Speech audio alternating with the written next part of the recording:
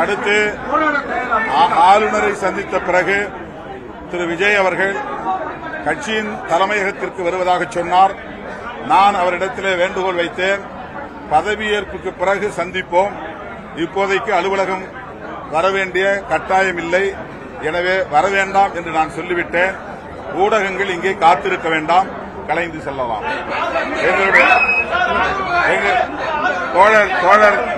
தோழர் வீரபாண்டியன், தோழர் சண்முகம் இரண்டு பேரும் இங்கு வருவதாக இருந்தது. தோழர் சண்முகம் ஆளுநர் மாளிகைக்கு சென்றிருக்கிறார். வழிநெடுக போக்குவரத்து நெரிசல், அவர் வந்து சேர காலதாமதமாகலாம். தோழர் வீரபாண்டியன் எங்களோடு இருக்கிறார், அவர் சில வார்த்தைகளை சொல்வார்.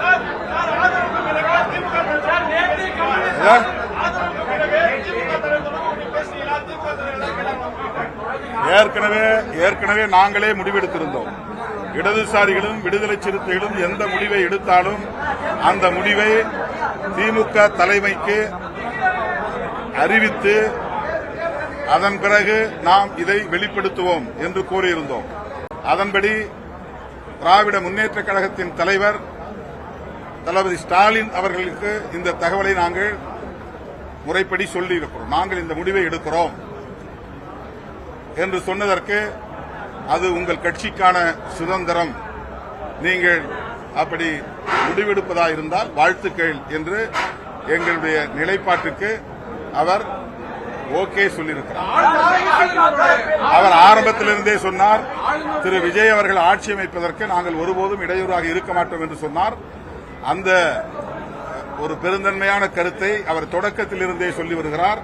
நேற்றும் கூட அவர் ஆட்சி அமைப்பதற்கு காலம் தாழ்த்தக்கூடாது என்ற அறிக்கையும் வெளியிட்டிருக்கிறார்.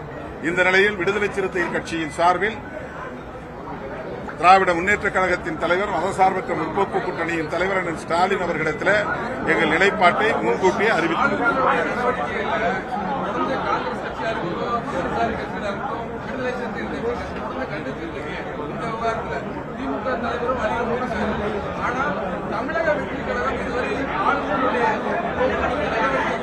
அது அவர்கிட்ட தான் நீங்க கேட்கணும்.